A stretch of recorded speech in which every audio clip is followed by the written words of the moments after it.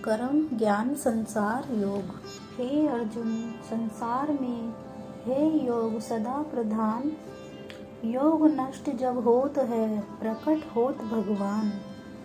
योग मुझे प्यारा अधिक, योगी मेरे मीत। जिनको सुख दुख सम सदा, तुल्य धाम वासी।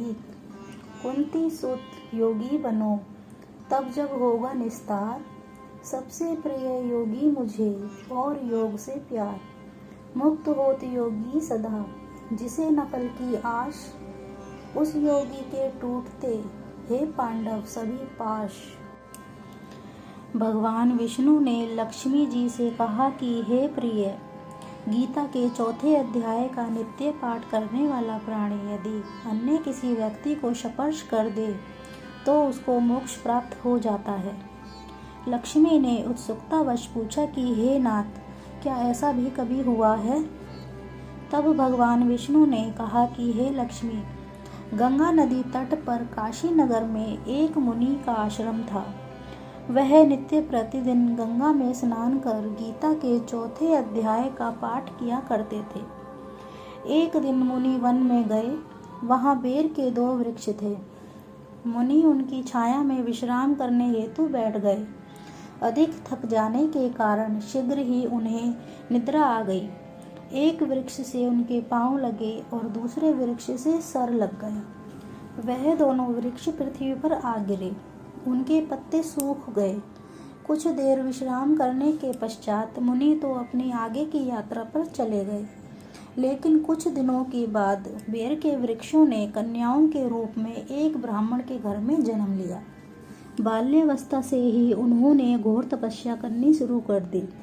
जब वे दोनों विवाह योग्य हुई तो ब्राह्मण को अपनी पुत्रियों के विवाह की चिंता सताने लगी। काफी खोजबीन के पश्चात जब ब्राह्मण को उनके लिए योग्य वर मिले तो दोनों पुत्रियों ने विवाह करने से इनकार कर दिया, क्योंकि उन्हें अपने पिछले जन्म की सभी बातें याद थीं।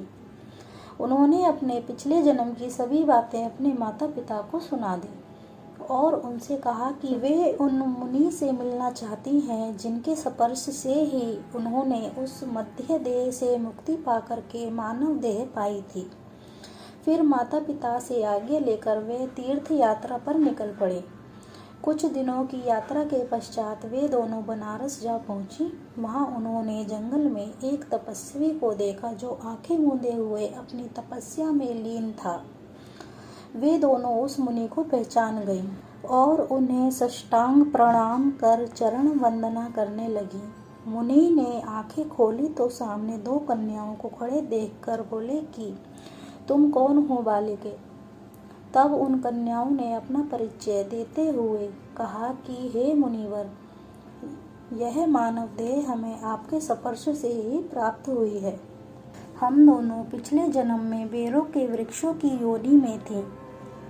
एक दिन आप वन में आए थे और बहुत थके हुए थे। शायद छाया में कुछ देर विश्राम करना चाहते थे। अतः आप बेर के वृक्षों की छाया में आकर बैठ गए। आपके लेटते ही बेर के एक वृक्ष से आपका सिर लगा और दूसरे से आपके चरण लगे। उसी क्षण हम बेर की उस वृक्ष की योनि से मुक्त हुई और एक ब्राह्मण के घर में जन्म लिया। हम ब्राह्मण के कुल में पैदा होकर काफी सुखी हैं। आपकी कृपा से स्पर्श मात्र से हमने सद्गति पाई है। फिर मुनि ने कन्याओं की इच्छा जानकर उन्हें गीता के चौथे अध्याय का फल दिया और दोनों कन्याओं ने मुनि को प्रणाम किया। इसके बाद वे मुनि अपने आश्रम की ओर चले गए। उस दिन से दोनों कन्याओं ने गंगा के तट पर स्नान करने के पश्चात गीता के चौथे अध्याय को श्रद्धा से पाठ करने लगी और मोक्ष को प्राप्त हुई। भगवान विष्णु ने कहा कि हे लक्ष्मी, जो प्राणी इस अध्याय का स्नान करने के पश्चात श्रद्धा से पाठ करेगा वह अवश्य ही मोक्ष को प्राप्त होगा। अगर आपको मेरी ये वीडियो अच्छी लगे तो लाइक सब्सक्राइब जरूर करें। ऐसी ही वीडियो के साथ मिलेंगे। धन्यवाद दोस्तों।